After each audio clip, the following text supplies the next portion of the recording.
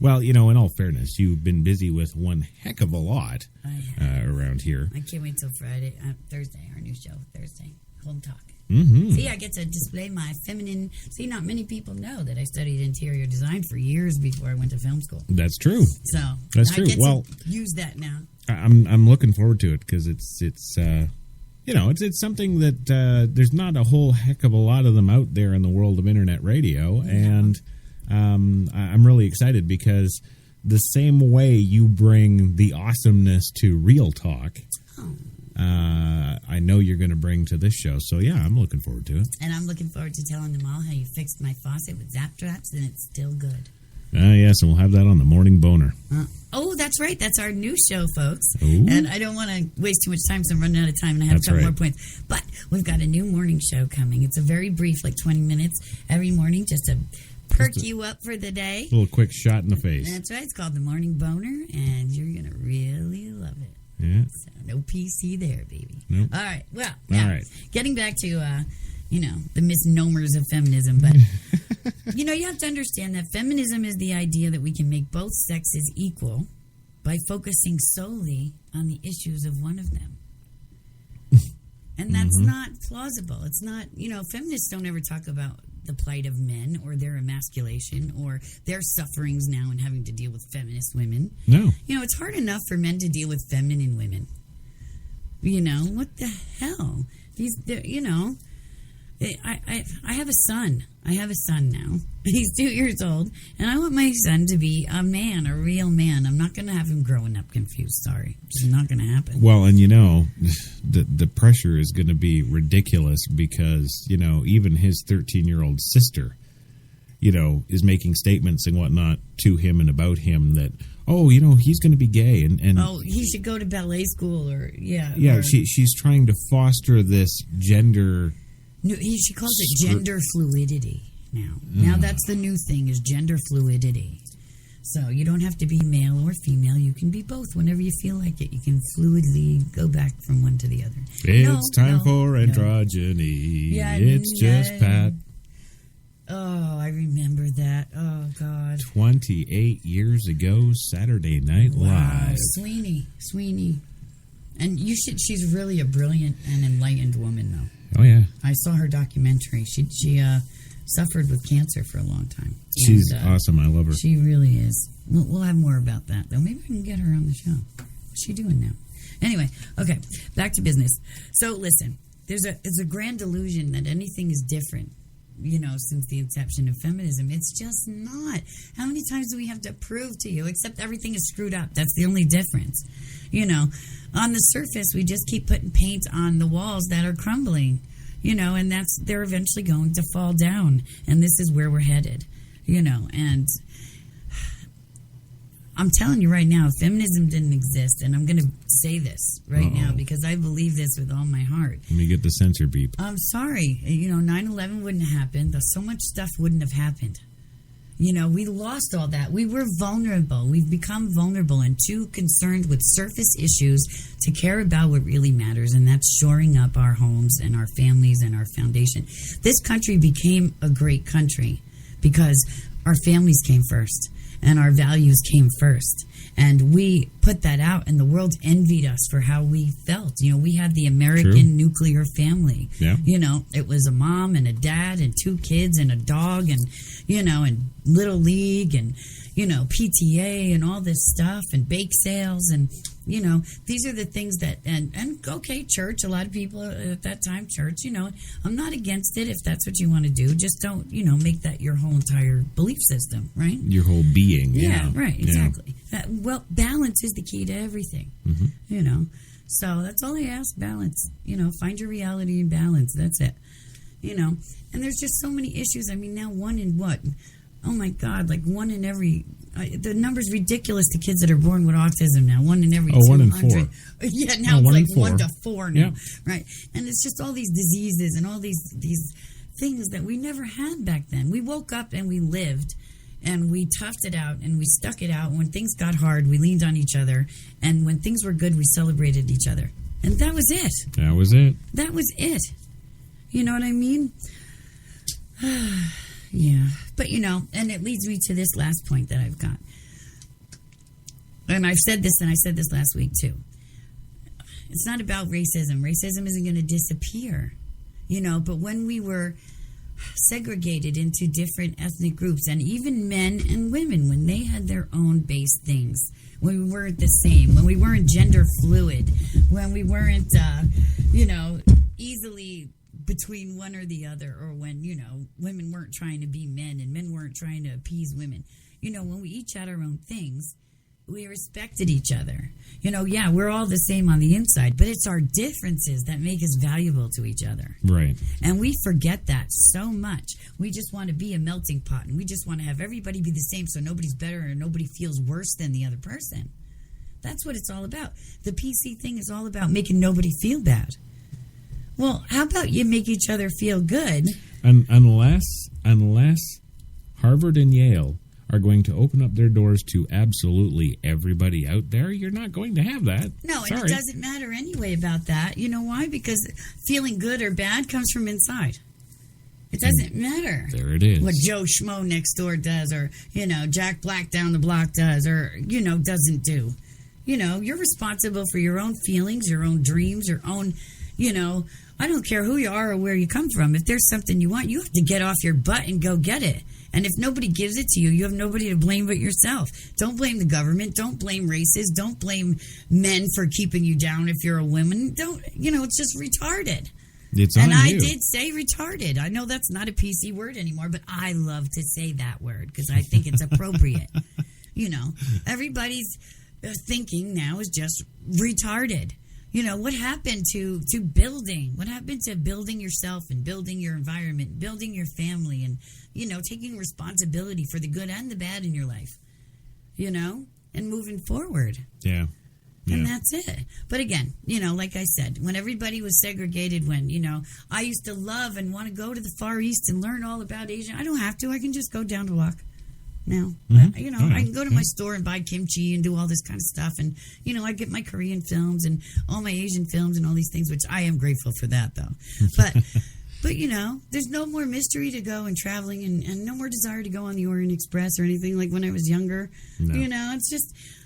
when everything is so readily accessible, nothing has any value anymore. Yeah. Everything is diluted. Everything is liquidated. There's just, there's nothing to strive for anymore, nothing to challenge, And it is only the wealthy and the educated because, they understand the value of that and they have the opportunity. Right. So they go out and they seek challenges that the rest of us just can't, because they understand that the only thing that matters in life is to keep going and keep discovering and keep challenging.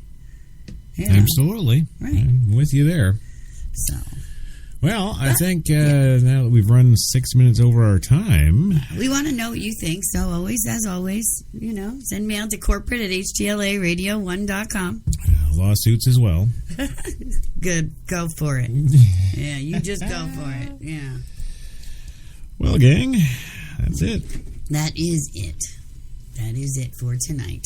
And I would like to thank HTLA Radio 1 for keeping us right here, bringing you issues that matter with the people to whom they matter most, and that is you, our listeners. Absolutely. And a huge thank you to our sponsors and supporters, and we're nothing without you, our listeners, so we do want to hear from you. Last but not at all least, a huge thank you to my forever everything, my in charge, making it look easy, producer, co-host, and husband, Christopher Crash Jesus Taylor. Stay tuned. You're welcome. He will follow up with this tomorrow, I promise. Now, be sure to be here next Monday, Meeps, because you never know who's going to show up on Straight Talk to talk straight. As always, be you, be true, and be fierce forever. Good night.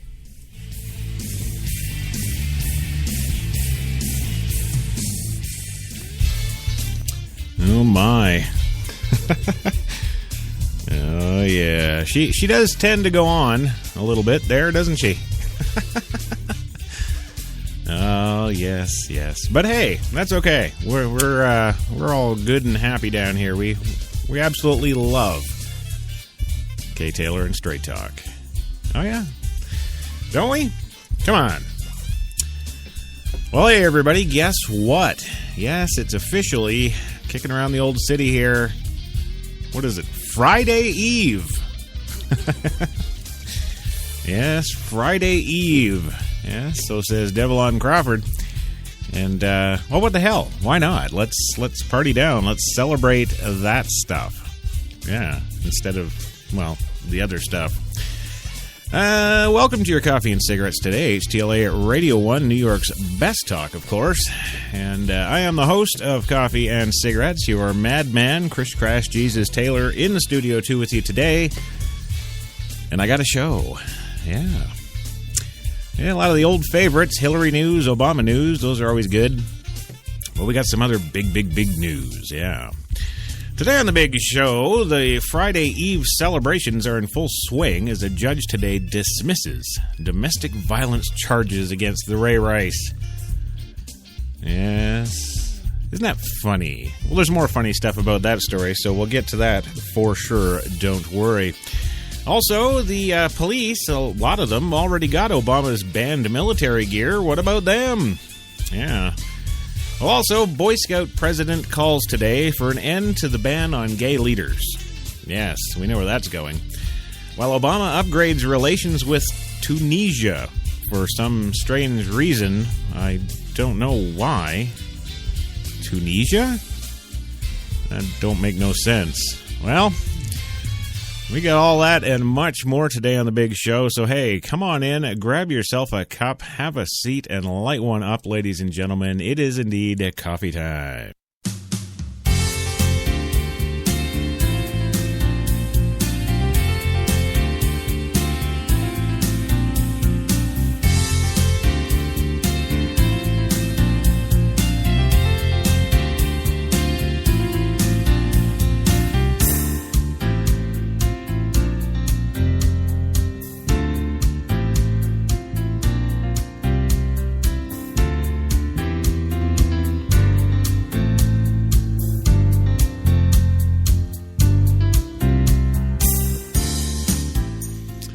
That's right. It is let's be fair. It's 3:08 p.m. in the city right now.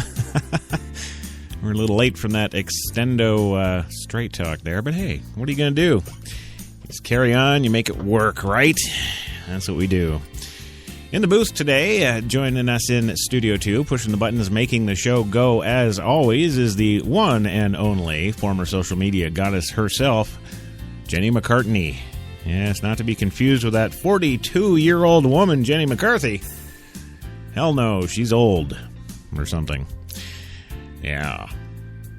Also, this program is, of course, brought to you by the fine folks at Tim Hortons, New York City, now with 8 fine locations in that city to serve all your coffee and baked goods needs. And I can tell you firsthand, it is indeed always fresh at Tim Hortons. Mm-hmm. Yeah.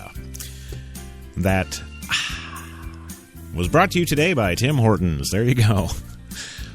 Also, coming at us here, of course, is this guest / co-host that we always have here on the Coffee and Cigarette Show. And I guess I should get to introducing them right after I tell you that Coffee and Cigarettes is powered by Procast. Yes, it is. Every single day. We still pay the electric bill, though, so I don't know exactly what they mean by that, but yeah, okay. Yeah, powered by Procast. Procast Global. And that's all I know. Well, today, of course, Thursday, the 21st of May, 2015, your Thursday Double Coffee and Cigarettes right now in downtown, the big area of the city there that we like to call downtown, which, of course, would be in the city. And am I being confusing and cryptic enough at this particular point in time? I think so. I like to do that. It's fun. But it is indeed 60 degrees right now and overcast in the city. And, more specifically, our temperature gauges in Central Park are telling us it's 60 degrees right now. And, whatever, summer's coming up here. We'll just hold our breath a little longer from the 10 months we've been waiting. Yeah. Anywho, let's move on to the guest / co-host, of course. I guess first, as always, would be the one, the only Louis Lawless, former director of film and television, who's still doing film and television in his retirement from Los Angeles, all the way up in Mill Bay Studios in Mill Bay, British Columbia, Canada. And Louis is coming to us, of course, via satellite. That's how he likes it. And, yeah. Okay. Louis, are you there, sir? Which woman are you married to or living with now? The same one? The mother of the daughter? Or was it a boy? Well, yes. I'm trans, gay, gender, fluid, something. Wait a minute, I got lost. Yeah. HTLA. Right. Oh, HTLA. Hell is that? That's just the satellite, I guess we'll call it. It's about fucking time. Move on. All right. Well, moving on today, of course, from about 8 blocks down the street here from little old Studio 2 in the heart of New York. Yes, is the one, the only. Yes, it's good to see you there. Yes. What the fuck? I'm ready. Well, that's a good thing. That's a good thing. Yes. Now we've gotten rid of Pamela Anderson. Yes. Yeah. She the things being what they were, and things just kind of happened, and of course you may have noticed there was no show yesterday. Yes, that's because old Crash Man was in the hospital with the clap. Oh yes, well you're gonna when you play with fire. Yes, it tends to kind of screw things up in a bad way. Yeah. Yes. Oh yeah. Well, of course you'd know. Yeah. So we made a last-minute adjustment. Yes. Yes, and we were going to bring in Gilbert's twin brother, Robert. It's Robert Gilbert. Robert Gottfried. Yes. That's it. Yeah. We're going to bring him in, but... Yes. We heard him on the phone, and can you imagine 2 of those laughs? No? Right. So we'll just stick with the 1. Yes. Yeah. So we got Louis, we got Gilbert, but we did make an emergency call to California. Yeah. We did, and even into Malibu, yeah. But no, Gilbert, it is not Arnold. I wouldn't do that to my worst enemy. Yes. Nope. No, we didn't get Arnold, but we did bring back an old favorite. Yeah. No, he's really an old favorite. Yes. Yeah. Coming to us from his beautiful home in Malibu, California, of course, is the one, the only, George Takei. Yes. Introduce yourself, George. Welcome to the show. I'm George Takei, and when I'm walking down the street, people shout out, "Hey, Sulu!" So I'm known more as Sulu than as George Takei, which is what I really am. Mm-hmm. Are you sure? Yes. Yeah. I think it's a treat to be here talking with you. Well, that's good. It's good to have you back, and it's good that we've got the gang all together again. And yes, Gilbert is still here because he can't get another job. Yes. So yeah. So George, you're quite a bit into the political activism and whatnot. Why don't you take a minute out and tell the folks about that? Well, actually, what shaped my life is what happened to all Japanese Americans during the Second World War. Pearl Harbor was bombed, and overnight, American citizens of Japanese ancestry were looked at with suspicion and fear and outright hatred simply because we happened to look like the people that bombed Pearl Harbor, and we were put in barbed wire American prison camps. They called them internment camps, but they were really, for all rights and purposes, concentration camps. Yeah, there were sentry towers with the machine guns pointed at us, and when I made the night runs from the barracks to the latrine, searchlights followed us. But for me, as a 5-year-old at that time, I thought it was kind of nice that the searchlights lit the way for me to pee. So I adjusted. Children are amazingly adaptable, and that became the normality in my life. lining up 3 times a day to eat in a noisy mess hall, complain about the lousy food, became routine. And when the war ended, we came back to Los Angeles. Many people did not because they were so embittered by the experience on the West Coast. And as I grew up, as a teenager, I started reading civics books and history books, and I saw nothing in that about my childhood experience. But I read the glorious chapters about our democracy. And so I engaged my father in long discussions after dinner, trying to reconcile, our imprisonment during the war and all the ideals that I've been reading about. And my father said to me, our democracy is a people's democracy.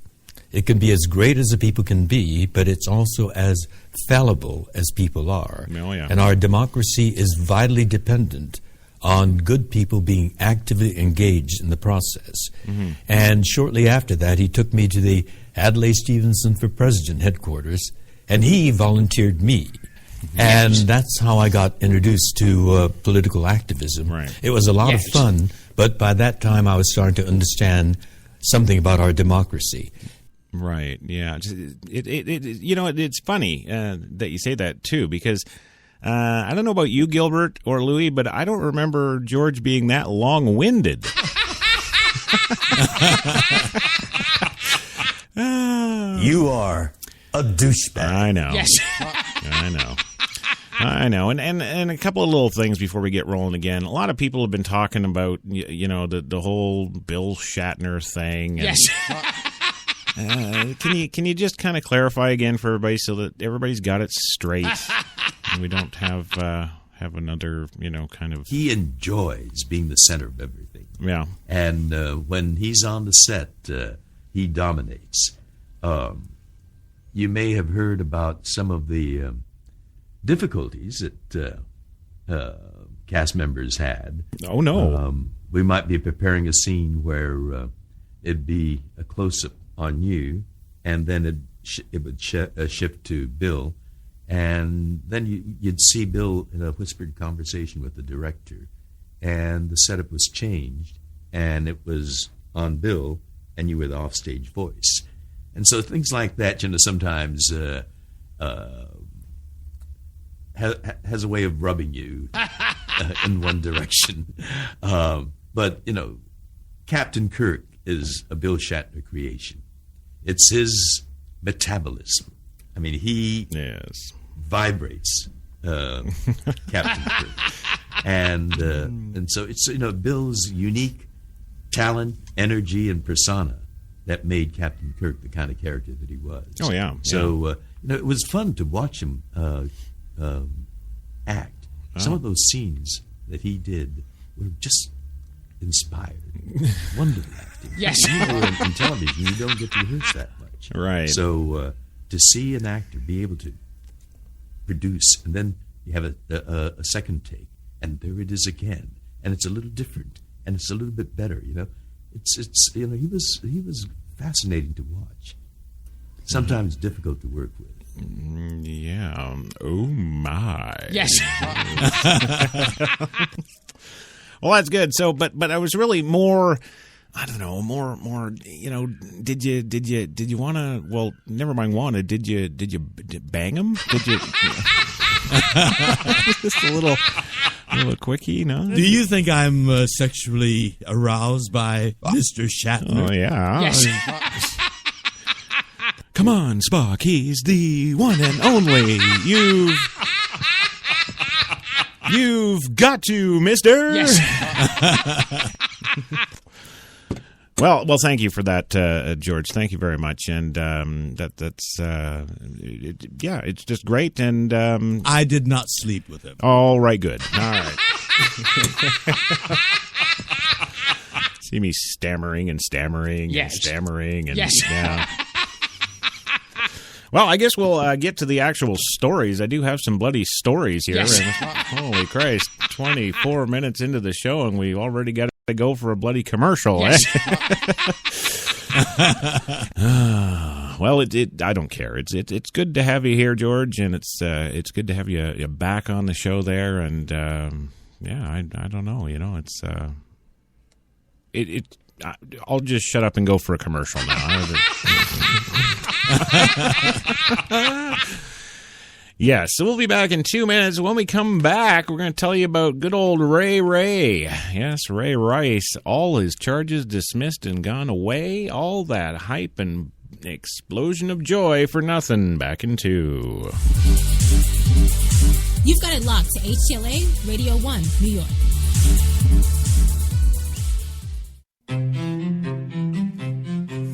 What if there was a coffee that was sourced from some of the world's most renowned growing regions, abundant with rich, fertile soil? What if this coffee was picked at the perfect moment, then packed meticulously and shipped carefully to be roasted under the watchful eye of coffee masters? What if it was expertly blended, ground, and sealed, ensuring maximum flavor and freshness, then brewed in small batches and always served fresh within 20 minutes, just the way you like it? Now, what if this coffee just happened to be the coffee you already know and love? Tim Hortons. Always fresh, always great tasting coffee. Man, I've been to a lot of places over these past 50 years. Seen the whole true north strong and free. 'Cause I've been everywhere, man. I've been everywhere. I've been to Cooksville, Stouffville, Bainesville, Bowmanville, Bonnieville, Unionville, Oakville, Dunville, Brockville, Boucherville, Melville, Drummondville, Kentville, Grenville, Morinville, Maryville, Parksville, Stephenville, Sackville, Spring Hill, Westville, Walkerville, hanging on a windowsill. Hey! He said, wow, that's a lot of places. I said, hang on, there's more. I've been to Monton, Picton, Shannon, Vernon, Stellarton, Hamilton, Nipigon, Nobleton, Yorkton, Brighton, Bolton, Beaverton, Brandon, Edmonton, Walkerton, Wyerton, Granby, Miramichi, Charlottetown, Burnaby, Yellowknife, Whitehorse, Corner Brook, Nunavut. I've been everywhere, man. I've been everywhere, man. I crossed the prairies bare, man. I breathed the mountain air. I've traveled, I've done my share, man. I've been everywhere, man. Check it out. Ottawa, Wawa, Mattawa, Chippewa, Moose Jaw, Oshawa. Some said the U.S. has lost its innovative power. We said America is lighting the way as the innovation nation.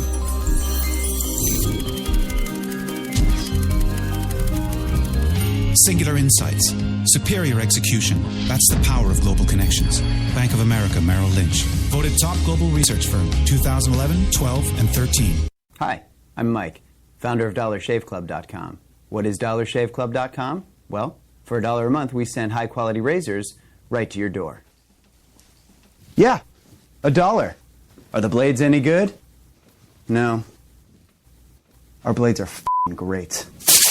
Each razor has stainless steel blades, an aloe vera lubricating strip, and a pivot head. It's so gentle a toddler could use it. And do you like spending $20 a month on brand name razors? 19 go to Roger Federer. I'm good at tennis. And do you think your razor needs a vibrating handle, a flashlight, a back scratcher, and 10 blades? Your handsome-ass grandfather had 1 blade and polio. Looking good, pop up! Stop paying for shave tech you don't need. And stop forgetting to buy your blades every month. Alejandro and I are going to ship them right to you.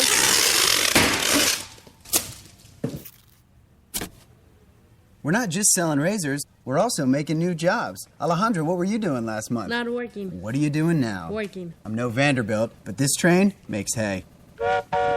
So stop forgetting to buy your blades every month and start deciding where you're going to stack all those dollar bills I'm saving you. We are DollarShaveClub.com, and the party is on.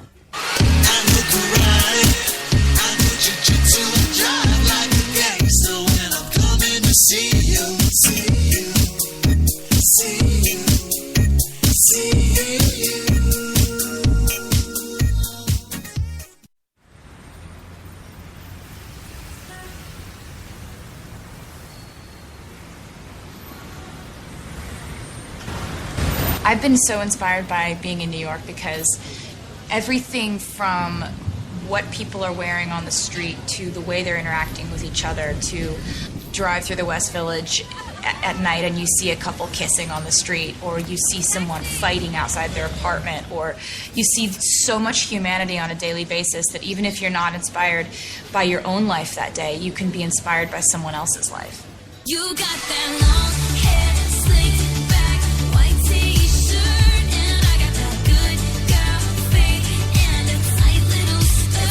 And when we go crashing down, we come back every time, 'cause we never go out of style. We never go out of style. Take me out. There's only one place to get more Taylor.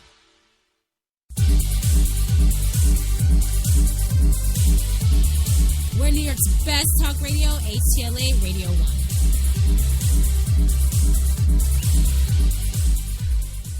We hugged in the elevator, and I still have an erection.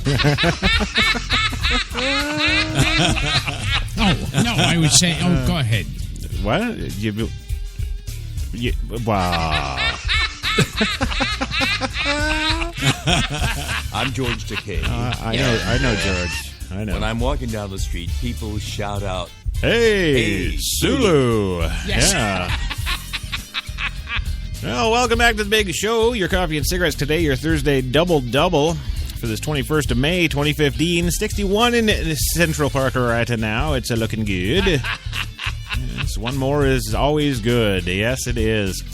And, we're having a good time on the show here today, but I think this is the first time that we've ever actually gone an entire first segment with absolutely no news. Not a single little piece of news. Yes. Nope. Well, what are you going to do? We're here partying today because today, of course, is Friday Eve. Yes. Yes. Yeah, it's a little thing we like to celebrate thanks to Devlon Crawford. Yes, the one, the only, who's always, always, always fresh. Also, a little reminder, too, if you haven't yet, pop on by the old Spreaker.com, do a little search for HTLA. You will find us, and you can hang out in that live chat room there with Shooting the Shit with Paulie B. Oh, yeah, it's good. It's good. Well, Paulie's in there anyway. That's one. Yes. Can you give me any help for $25,000? I cannot believe you're still on that, Louie. Yeah. All right, go a half an hour. Do I get $50,000? No. About fucking time. Move on. All right. Perfect timing there, Louie, for the first time ever. Yeah. Yes, and we've made radio history today. Yes. Sex is only the tip of the iceberg. Oh, yeah, I know. Oh, my. Oh, I know. Oh. We had a little trade. Who? Not Yes. me. No. You and Gilbert, maybe. Yeah. Yeah. We hugged in the elevator. Right. And I still have an erection. Yes, you do. Oh, this is good. Okay. All right. Well, moving along here, we actually got to get to the bloody show. At least at some point in the festivities here, yes. And, of course, the first story, and this is not the first story in the mainstream news. Yes. No. And you might remember, and I know George does, he had a couple of little things to say about it on his Facebook page there. Yes. And I know Gilbert remembers it when we first covered it because he's still bloody here. It's like this poor guy can't get work anywhere. Yes. Yeah? And of course, it was the video that went viral on YouTube of Ray Rice pulling his woman around there and punching her, knocking her out, and dragging her by the heels back to the room. And, of course, if you'll remember, the NFL, yes, the National Football League, decided that they would preside and oversee about their players and their players' families obeying the laws. Yes. Yes, they decided... They decided they would be judge, jury, and executioner, and they suspended him at first for a couple of games. Yes. And then, well, the second video came out that went viral, which was him cold cocking her, knocking her out, and dragging her back to the room by her ankle.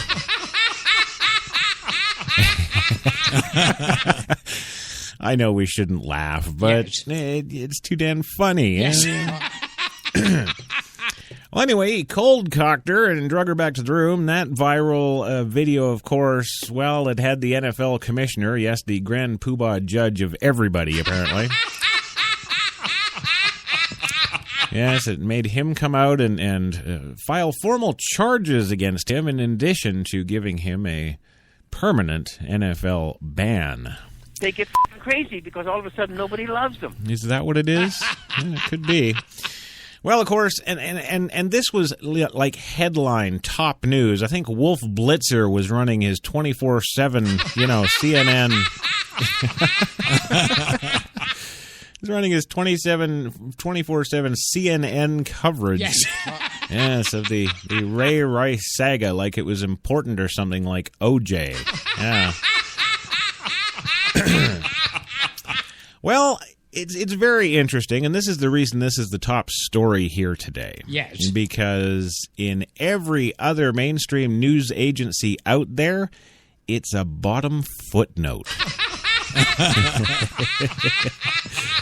It is. It's a bottom footnote. And we were even hard-pressed here. Jenny was looking for, like a whole 15 minutes to to find it. But yes, today in Mays Landing, New Jersey, a judge has actually dismissed all domestic violence charges against Ray Rice, who was captured by a surveillance camera knocking his then-fiancée unconscious in a hotel elevator last year. Judge Michael Donio signed the order after Atlantic County prosecutor told him that the former Baltimore Ravens running back had completed the terms of his pretrial intervention. Under the terms of the program, Rice paid $125 in fines and, of course, received anger management counseling. Yes. Well, Rice was charged with a third-degree aggravated assault. His attorney described what happened on February 2014 at Atlantic City's Revel Casino Hotel as little more than a misunderstanding. It's a misunderstanding, honey. Yeah. Well, the NFL Commissioner Roger Goodell initially suspended Rice for 2 games, then suspended him indefinitely after the second video, the knockout punch video. Well, Rice appealed, and an arbitrator reinstated him. However, Rice is yet to sign with a team. Bunch of frickin' pansies.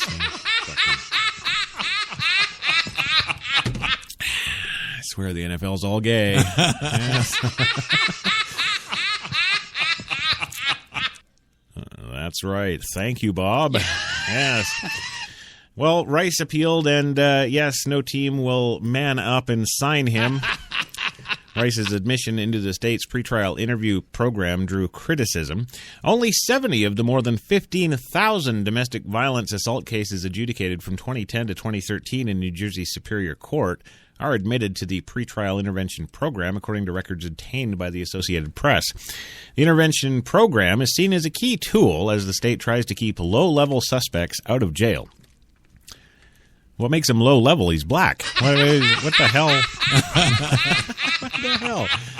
Well, defendants can have charges dismissed if they meet the program's conditions, which can include random urine testing, community service, and restitution. PTI's supervision averages from 1 to 3 years, according to the state.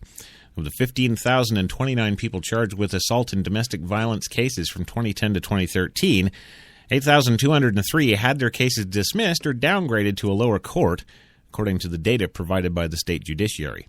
Nearly 3,100 pled guilty. 13 were found guilty at trial, and 9 were found not guilty. Now, the interesting thing here is that this story seems to be focusing on this new little program.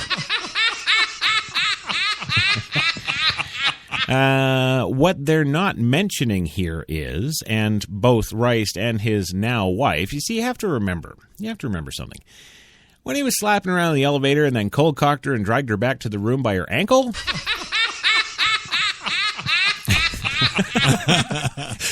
They were just boyfriend-girlfriend. Yes. Yeah. But then nobody clued in, or at least this detail was really left out of most of the media, that, of course, after this, they got married. Yes. I believe George would say, oh, my.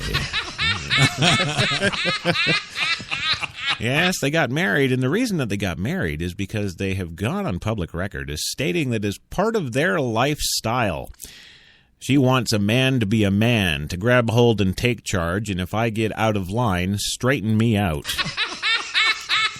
Yeah, there you go. So that's the dealio, gang. This is just them role-playing.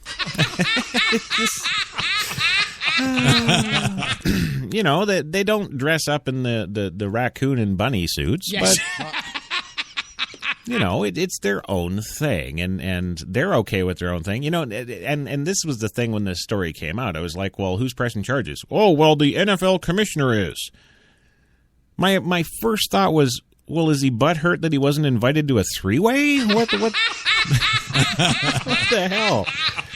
You know, what the hell is the commissioner doing sticking his nose into anybody else's business but football players and their families? Yes. I know George Takei wouldn't stand for it, so neither will we. That's right. Yeah, so there you go. All charges, bye-bye, go away, have a nice day, and this is just our game in the bedroom. And literally, you know, when you think about it, everybody's raving about this Christian Grey and, oh, this what the hell is it, 50 Shades of Grey or something? Yes. Yeah. I'm going to take my tie off now and whip your ass with it. I'm going to... You little bitch, never cross-examine me. Yes. You know, you get those kind of things on the mainstream movies now, so everybody's like, ooh, let's go down to the store and buy some paddles and leather. Yeah, it's okay. The whole thing is really stupid to me because, you know, my feeling is, and I know George, well, I don't know if George kind of shares this, but well, because it's about a man-woman thing and not a man-man thing. Yes. But I know Gilbert. You know, you and Dana at home. You know, I know that she makes you the bitch, and sex is only the tip of the iceberg. Right. Yes. Yeah. It's really about that, and you know, and I mean here at home, you know, with my wife, you know, I'm the man. I'll smack the bitch around a little bit. You know? And contrary to popular belief, and this is a total fact, when she's a bad girl, she goes over my knee. She gets she gets the spanking. That's right. Yes. So I don't see what the big deal is, but of course this PC world is all caught up in the oh, well, that's not right. Yes. And, well, yeah, and if there's anybody around here that knows about that, it's George. Yeah. That's right. Well, moving on today, because that was our number one lead story, and that's, you know, we've had our little time talking about it now, so it's time to move on. Yes. Yeah. And moving on, our next story in the big show here is, of course, remember last week, President Obama made the big announcement, you know, yes. I'm going to stop letting military gear go to our police forces because they're looking like army men or something. Yes. I don't know what the hell his reasoning was for that in the first place. But anyway, he banned the distribution of military gear to the police forces all across the country now that they've been all completely stocked. But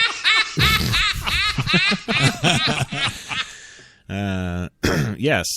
So the big question today is, what about the police departments all across the country, big and small, including that little one I told you about in, I think it was Nebraska or Wisconsin or some bloody place. They got like 6 officers and some 90-year-old lady as dispatcher. And, they've got an APC with a couple of 50s on the roof. Yes. You know, like... Well, President Obama's move to stop the flow of armored vehicles, grenade launchers, and other military-style equipment from federal governments to civilian police comes with one substantial hitch. Yeah, it's about 100,000 pieces of the now prohibited hardware are, of course, already in the hands of police agencies coast to coast. Yes. Well, now that it's been completely distributed, let's ban it. Yes. Well, the U.S. government already has given hundreds of law enforcement agencies, from big to metro police departments to small-town sheriffs and campus police, the kinds of military gear now on the president's prohibited equipment list. Yes. According to the review of the data on transfers to military equipment by the Defense Logistics Agency from the early 1990s through to March 2015, among some of the prohibited items already distributed to the police agencies before Monday's ban, at least 1,001 armored personnel carriers, including 6 to the Louisiana State Prison System. Oceanfront communities along Florida's Atlantic coast have them, from Daytona Beach to Palm Bay and north to Miami Beach. Many rural communities in Middle America got M113 tanks, too. Yes, including Coshocton County, Ohio, home to about 36,000 people. Yes. And, of course, where the sheriff obtained 2 of the now prohibited tracked personnel carriers. 2 of them. More than 6,600 bayonets and bayonet parts, which went to local, state, and federal police, from Border Patrol agents in El Paso to campus cops at Lincoln University in Missouri Noblesville, one of the middle-class suburbs ringing Indianapolis. They obtained more than 138 bayonet knives in the summer of 2013. Almost 290 grenade launchers, 204 law enforcement agencies in 32 states, including big city departments and much smaller ones like the city police in Opelousas, Louisiana. And grenade launchers also, believe it or not, to the campus police at the University of Central Florida in Orlando. Now, the new ban will prevent civilian law enforcement from getting the military-style equipment through the transfer programs or buying gear using federal grant money. However, it does not stop the departments from buying military-style gear outright from private vendors, which some big city departments already do. Yeah. Released today, do note that the government is working to identify law enforcement agencies that already received the equipment now prohibited and whether it would be possible to recall any of it. Additional kinds of military-style equipment, including helicopters, boats, sniper rifles, automatic weapons. Yes, all of those joyful goodies. Yes. Yes, can still be given to local police under the new rules, but only with added layers of review. For instance, for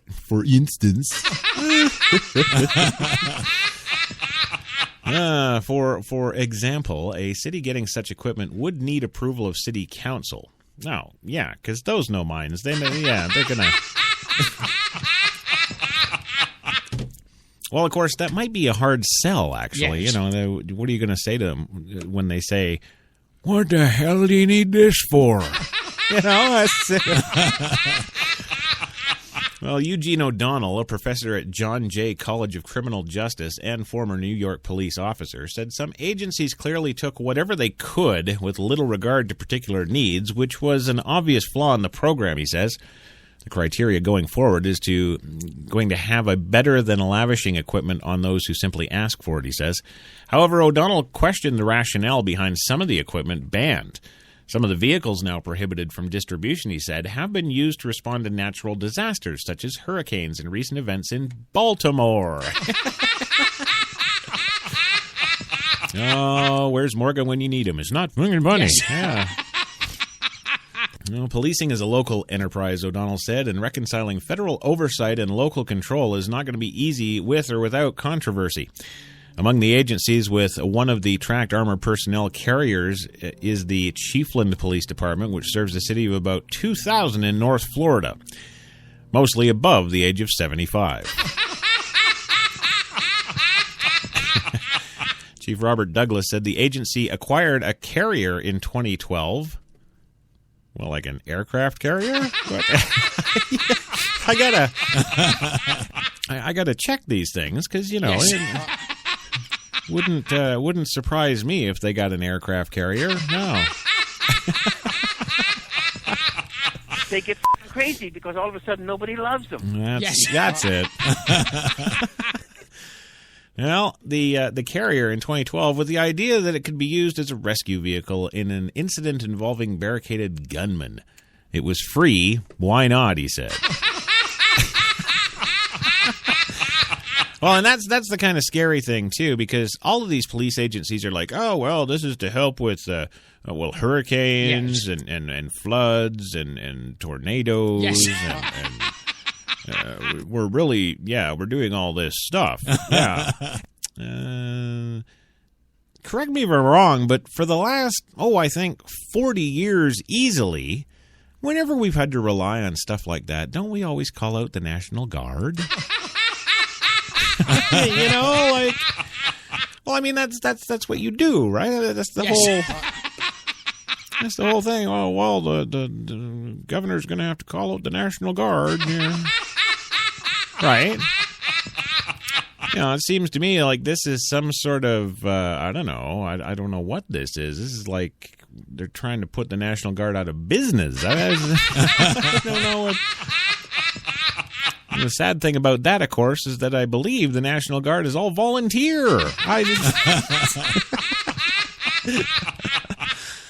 Oh, what are you going to do? What are you going to do? I wasn't expecting that reaction. Well, yes. There you go. You got it, didn't you? Well, Calhoun County Sheriff Larry Anderson said his Northern Alabama agency acquired one of the armored personnel carriers after a 2000 incident where barricaded gunmen shot 3 officers of a neighboring agency, resulting in a dangerous rescue effort. See, that's just bad sheriffing. No, it is. It is. It's just bad sheriffing because, he forgets where he is. He's the sheriff of Alabama. You've got 3 armed gunmen in a house. What do? Simple, jackwagon. You put the moonshine on the front porch and wait for them to come out. That's all you do. They come out pretty quick. You don't have to do anything else. That's it. Well, who knows? The story ends there. I guess it's just so that they could come out and say, well, see, we did a story on what if, what else do you want? It's done. Yeah. Well, now we got to get in some good news, and we've got to kind of tread a little lightly here, Gilbert, because I'm pretty sure that George, you won't be laughing in a minute. No, because our next story, of course, is about the Boy Scout president today who has had a little speech, and he's calling for an end to the ban on gay Boy Scout leaders. There you go. You are a douchebag. Right. Yes. Yeah. I know. Hey, I don't make the news here. I just report it. Okay? See, he's not laughing anymore. Yes. Yeah. Well, the president of the Boy Scouts of America on Thursday called for an end to the group's ban on gay troop leaders. Robert Gates, a former Secretary of Defense, told a meeting of the organization's leadership in Atlanta that, quote, we cannot ignore the social and political and judicial changes taking place in our country. I don't know what he means by that, but okay. What are the judges gay now? Is that? There's a whole lot more under those robes. Yes. Oh yeah. Oh my. Oh yeah. Well, Gates said he was not propositioning the National Board of Family formally dropped the ban. He suggested that each troop sponsor set the rules for their troop. Such a rule would allow all churches, which allow some 70% of our Scout unites, to establish leadership standards consistent with their faith. Quote, I must speak as plainly and bluntly to you as I spoke to presidents when I was director at the CIA and the Secretary of Defense, he said. We must deal with the world as it is, not as we might wish it to be. So he's saying he wishes it was a non-gay world. Yes. The status quo of our movement's membership standards cannot be sustained, he says. Part of the Gates' problem is that the gay scouts are growing up. Last month, the Greater New York Council said it was hiring the first openly gay Eagle Scout, Pascal Tessier, 18, to work as a camp leader this summer. We have a long-standing anti-discrimination policy, Richard Mason, a member of the Scout State Board, said in April. We've not kept that policy a secret. Gates noted in his speech that we can expect more councils to openly challenge the current policy, although the National Board has the power to revoke charters, he said. Such a decision would deny the lifelong benefits of scouting to hundreds of thousands of boys. And exploring manholes. Yes. Oh, yeah. Well, I mean, when you stop and think about it, I remember back in my camp days as a young boy, yes. And, it wasn't the Boy Scouts. It was just, young boys. Yes. And, we'd have the bathroom with the glory hole in it, But this whole when you're in the Eagle Scouts or the Boy Scouts, and it's that national organization that you're representing and everything else. I don't know. The glory holes seem to disappear. I don't know why. Growing up as a kid, I loved the glory holes. Well, there's another step forward for the Boy Scouts of America. Scouts for Equality. Executive Director Zach Wall said in a statement, I'm proud to see Dr. Gates charting a course towards full equality within the BSA. While our work won't be done until we see a full end to their ban on gay adults once and for all, today's announcement is a significant step in the direction for glory holes in the bathrooms. There we go. Yeah. Now, that as if that weren't enough. Yes. Yeah. We actually have more glory hole news. Oh, actually, wait. No, it's Obama in the pipeline. Yeah. Pipeline, glory hole, same thing. Yes. Yeah. Yes, but first, of course, we are late. We must take our second commercial break, so we'll be back in 2 minutes, gang.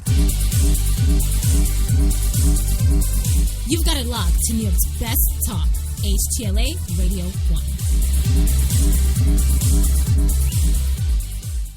Hi, I'm Mike, founder of DollarShaveClub.com. What is DollarShaveClub.com? Well, for $1 a month, we send high-quality razors right to your door.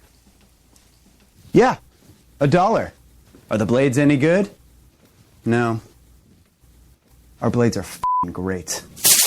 Each razor has stainless steel blades, an aloe vera lubricating strip, and a pivot head. It's so gentle a toddler could use it. And do you like spending $20 a month on brand name razors? 19 go to Roger Federer. I'm good at tennis. And do you think your razor needs a vibrating handle, a flashlight, a back scratcher, and 10 blades? Your handsome-ass grandfather had 1 blade and polio. Looking good, pop-up! Stop paying for shave tech you don't need. And stop forgetting to buy your blades every month. Alejandro and I are going to ship them right to you.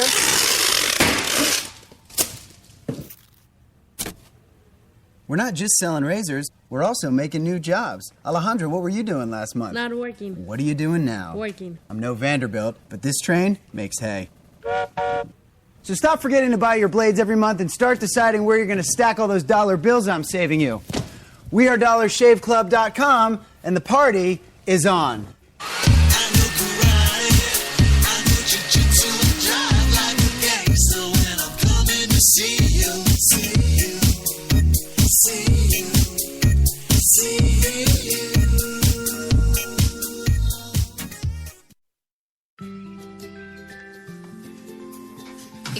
7 in the morning.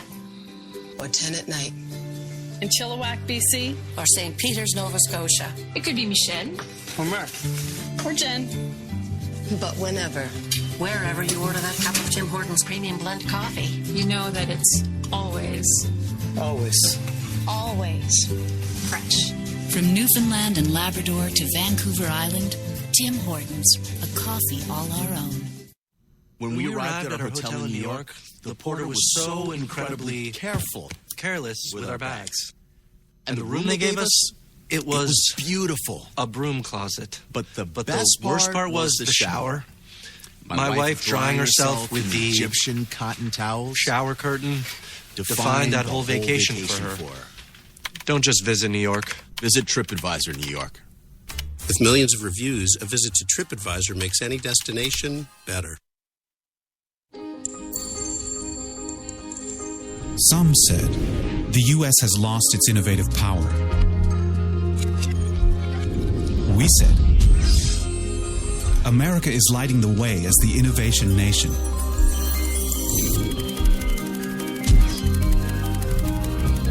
Singular insights, superior execution. That's the power of global connections. Bank of America Merrill Lynch. Voted top global research firm 2011, 12, and 13.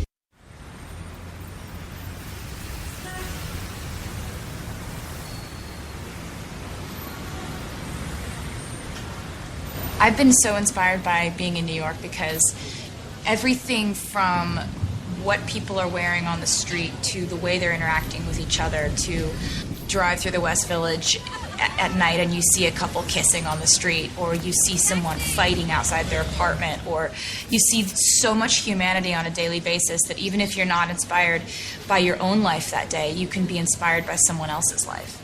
You got that long hair, slick back, white t-shirt, and I got that good girl face and a tight little skirt. And when we go crashing down, we come back every time, 'cause we never go out, we never style, we never go out of style. Take me out. There's only one place to get more Taylor.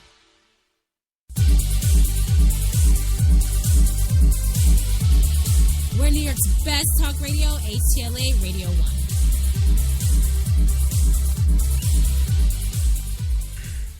The boys around me were saying things like, Sally is cute, or Monica is hot. Right. And I thought Sally and Monica were nice, but who really got me excited was Bobby. Particularly what was exciting is he had blonde forearm hair, and he was tan. That's what caught my eye when I first saw him. He had his T-shirt on, but you can see that he had great T-shirts. And then to see it on, and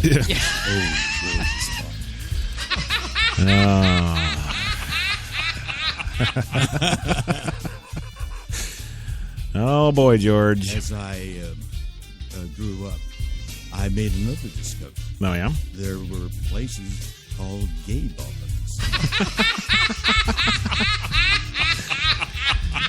Well, welcome back to the big show today. Of course, your coffee and cigarettes for this fine Friday Eve. Yeah, we're kicking it here, old Gangnam style. Yes. Yes, we are, and we're coming to you live from Studio 2 right now, and it's 60 degrees in Central Park. It's 60, it's 61, it's 60, it's 61. It's, just come on and bring on the 90 already. Yes. You know, like, come on. Bloody people, I don't know, man. And now I have to bring up that piece of trivia that everyone feels like they're telling people that they don't know. Oh, this will be good. Yeah. Now, see, here's something really odd, because, I mean, and it's like now, I don't know that people would know what liquid paper is. Where the hell did that come from? I don't know. Liquid paper. Oh, crazy. about fucking time. Move on. All right. All right. Well, we're back on the big show. Thanks for coming back and hanging out with us today, of course. And a reminder, actually a couple of reminders I got to get to. Jenny's here with her rock-hard nipples on the glass. You gotta... Oh, she's telling me we got to tell you, make sure that you whip on over to HTLAradio1.com. HTLARadioUno.com. Right?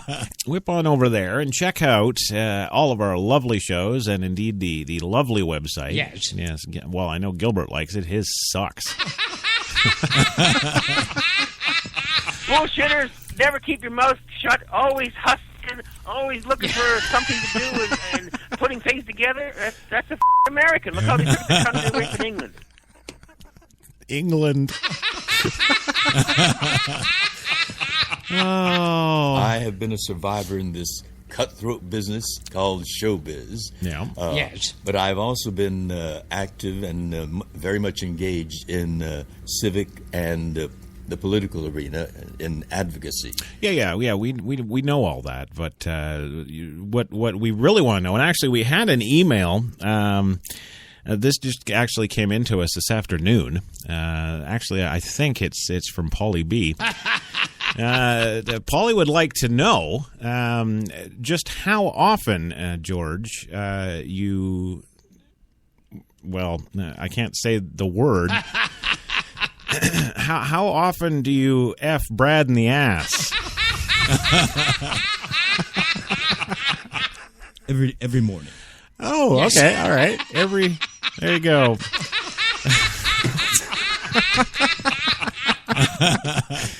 There you go. There's a picture in the head for old Paulie B there for you. There you just picture him every morning just banging Brad. Yeah. You know, I'm the most talented guy in this room. Yes, but only with your mouth.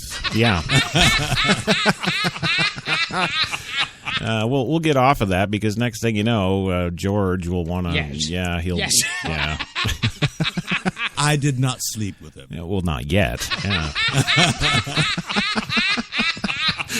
We had a little trade. No. Yes. Oh, that's yes. Oh, yes. Stories. I'm reading the stories. I do the stories here. Well, we could just, stay on this whole thing. We would just, yeah. I'm sure nobody would really complain except Gilbert in the elevator. What do you say, Gilbert? Let's spend the next hour discussing Brad and George banging away. Break for a commercial. Yeah. Well, moving on. Let's see. Moving on. Where are we? Oh, yes, of course. It's Obama news. Yes. See, you thought it was just the Obama news with the banning of the military gear. No. I've got the good Obama news. Yes. I think it should be short and sweet. Well, if I could ever get to it, I'd make it short and sweet there. You are a douchebag. I know. All right, well, moving on today, of course, Obama. Yes, President Obama. Yes. In Washington today, he's moved to upgrade the U.S.'s alliance with Tunisia. Yes. I don't know why. Yes. Well, welcoming the newly elected Tunisian president to the White House to highlight what the United States sees as a rare success story from the Arab Spring. Obama says he intends to name the Northern African nation a major non-NATO ally, a designation that clears the way for Tunisia to receive more military aid. Well, I guess we've got all that extra police gear now. Yes. Well, in doing so, Obama called the progress Tunisia has made, quote, in allowing all parties and all parts of the population, including women and minorities, to be included in the governing process, he says. The reception for President Beji Said Esbessi Well, it marks the first time a democratically elected Tunisian president has visited the White House in a 215-year history of relations with Tunis. And it comes, and no, that's not where tuna is from. No. Yes, my Tunisian tuna. Yes. No, well, it comes at what the white United States sees as a crucial juncture in Tunisia's newly emerging democracy. So we get them that hardware now, we can make sure that the warlords of Nigeria and Sudan will steal it from them. Yes. These economic struggles have also led to security concerns, obviously. Yes, the Islamic State recruiters, for example, they found fertile ground in recruiting from Tunisia's young poor, where officials have estimated at least 2,400 young men have traveled to Iraq and Syria to fight. The terrorist group has also claimed responsibility for the March 18th attack on the National Bardo Museum in Tunis, which killed 22 civilians, mostly foreign tourists. When Tunisia gave birth to the Arab Spring in 2011, the protest movement seemed capable of bringing about more democratic Middle East, but since then, Egypt, Libya, Syria, Yemen, Bahrain have all been racked by instability and ISIS. So let's send over some of our armored vehicles and, they can have those and really kill. Yes. Yeah. Well, they say we need the U.S. and maybe the U.S. needs Tunisia now, as BC said. Yeah, not likely, buddy. He said through it. Oh, right. This was through a translator. Yes. Yeah. During an 8-minute photo op in the Oval Office this afternoon, the Obama administration is proposing another, here we go, really? $134 million for next year. Yeah, let's... What's the problem? We just print it up. Yes. Yeah. Stick them in... Okay, it costs us suitcases. What the hell? That's why power is corrupt, and it is. We see it every day. You see it in every job. It's the same thing. No, not in this case, because it's just a couple of Samsonites. Well, yes, we'll give them another $134 million next year. This is not charity. It's a smart investment in our shared future and our meetings and blah, blah, frick off, blah. So there you go. That's your Obama news for today. Yes. Yeah. But fear not, gang. No. Yes. You know how you noticed how I used that gang reference there? Yes. Well, I'm not talking, of course, about the yo. No. I'm referring to the Scooby-Doo cartoon where it used to be, come on, gang. Yeah. Yes. And if I'm talking Scooby-Doo, there's only one thing I'm talking, and that's Hillary 2016. That's right. But it's not good news for Hillary. Yeah. No, fact check today. Hillary Clinton misuses stats on CEO pay. That's right. Hillary Clinton recently said that the average American CEO makes 300 times more than the typical worker. Yeah, that's not correct. But she says she was actually referring to a study that looked at the pay disparity between CEOs and average workers, only at the top 350 companies, a fraction of the 246,240 CEOs in the United States. Clinton is a repeat offender on this statistic. The colleagues at the Washington Post fact-checker dinged Clinton in April when she said, quote, "There's something wrong when CEOs make 300 times more than the American worker," end quote. And the Wall Street Journal noted that 2 days earlier, Clinton had made the even less defensible claim, similar to the one that we're fact-checking, that, quote, "the average CEO makes about 300 times what the average worker makes," end quote. But Clinton still hasn't amended the talking point. In remarks on small businesses, yes, in that little 4-person coffee in Iowa yesterday I told you about. She failed to properly qualify the statistic. Clinton, May 18, quote, "We need to get back into the habit of actually rewarding workers with increases to their paychecks for increases in productivity and profitability that they have helped to bring about. You know, Warren Buffett has said it, but so have a lot of other people. There's something wrong when the average American CEO makes 300 times more than the typical American worker," end quote. Well, the Clinton campaign did not respond to our inquiry about the statement, but the campaign told the Washington Post fact-checker that Clinton got the statistics from a study by the left-leaning Economic Policy Institute. According to the EPI study released back in June 2014, average compensation for CEOs to the top 350 U.S. firms in 2013 was $15.2 million. That's 295.9 times higher than... But that study only looked at CEOs at the top 350 U.S. companies. That represents a fraction of the CEOs in the U.S. In April of 2013, Bloomberg looked at the Standard & Poor's 500 index of companies that found the average multiple of CEO compensation to that a rank of file workers is 204, up 20% since 2009. The EPI report refers to an analysis by Temple University professor Stephen Balsam of the 9,692 executives in publicly owned firms who were in the top 0.1% of wage earners.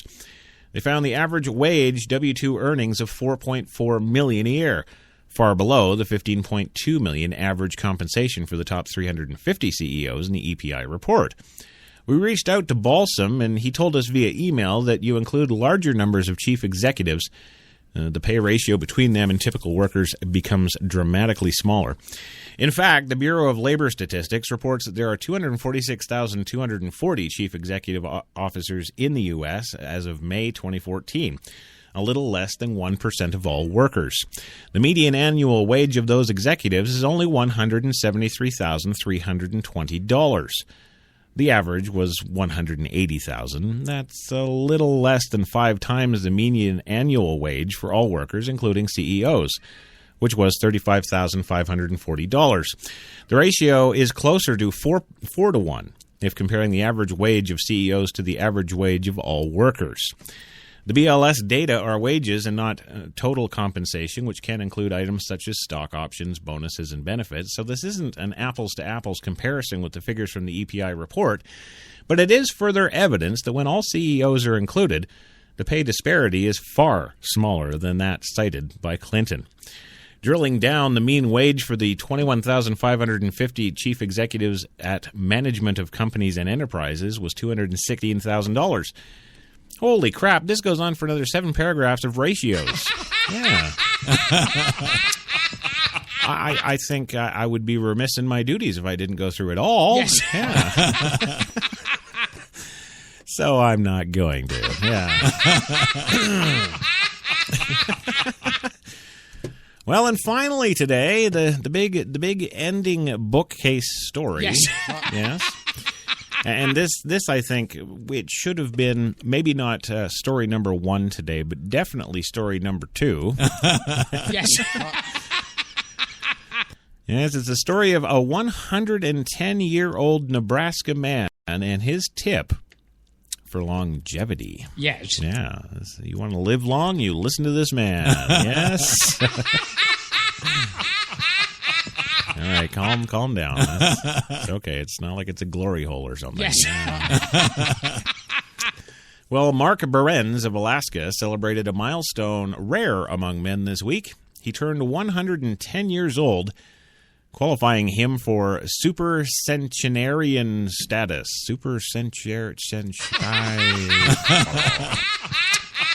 I'm just going to call him supercenturion. Yes. Yes. Yes, hail Rome. Oh, blood and honor. Yes. Yes. Yes, he turned 110, and he's a super centurion. Yeah. Can I, Gilbert? Yeah. Yes. Can I?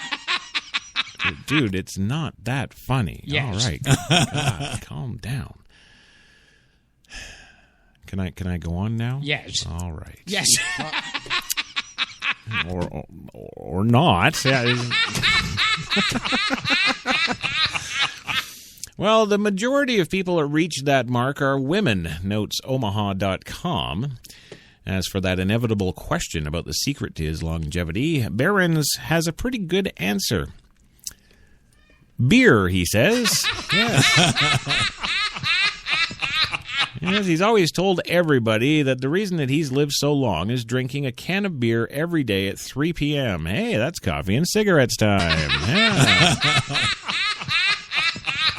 I'm going to, well, you know, as I get older in age, you know, I think we're going to have to evolve this show to coffee, cigarettes, and beer. Yes. Yes, he favors Miller, but would be happy with whatever kind was around because he's an alcoholic. Yeah. Well, Barron's is Nebraska's oldest living resident and quite possibly the oldest man in the nation, notes the website. That part's a little unclear, however, because a California man claims to be 116 and an Illinois man claims to be 112. But our friend here just says they're lying alcoholics. Yeah. Yes, Barron's lived his first 60 years on a farm, raising 7 kids with his wife Irene, before moving to the city after Irene died so he could get some hose. It's another secret to his age, Joy, too, is he bangs hose. Yes. He was still driving his pickup until just a few years ago and had technically his driver's license. It hasn't expired yet, and it doesn't expire until his next birthday at 111 years old. Well, us here at HTLA Radio 1 and, of course, coffee and cigarettes. And, of course, all of you crazy hosts here. We'd like to offer a tip of our hat, of course, to this lovely man in his 110th year. It's just life, and I love doing it. I love doing these kind of stories anyway. Yeah, absolutely. Absolutely. It's good stuff, and... yeah, you know, hey, you know, cheers to you. Let's open a can for him. Open a can. Oh, I gotta do something. Well, I'm going to do something. I'm going to offer up some parting words. Yes. Yeah. I want to thank the one, the only Louis Lawless for being here today, as he always is. It's just life, and I love doing it. I love doing these kind of stories anyway. Well, you just keep saying that when you're 110, and we'll be okay. Also, Gilbert, thank you again, my friend. Great to have you. Thank you for listening and support the show for the love of God.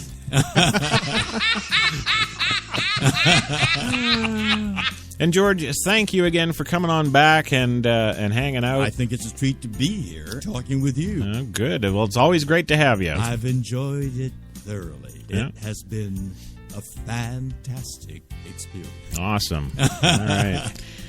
He just likes it when I talk about glory holes in the bathroom. Well, thank you, guys, and thank you, listeners out there. Special thanks to Paulie B for that absolutely great email about George. That was bang him every morning. Yes. Yeah, we'll take that visual with us all the way to somewhere. So here's Chris Crash Jesus Taylor in the studio, too, with the topless Jenny McCartney saying, have yourselves a great day. We'll catch you here tomorrow for the Friday Frappuccino. And, well, hey, who knows? We might even have a different guest again. We never know. Have a good one.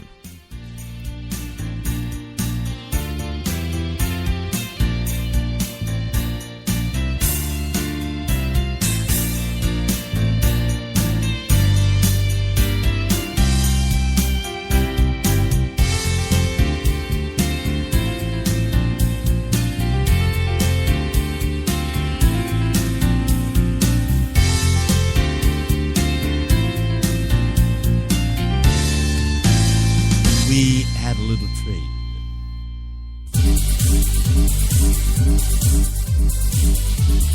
We're New York's best talk radio, HTLA Radio 1.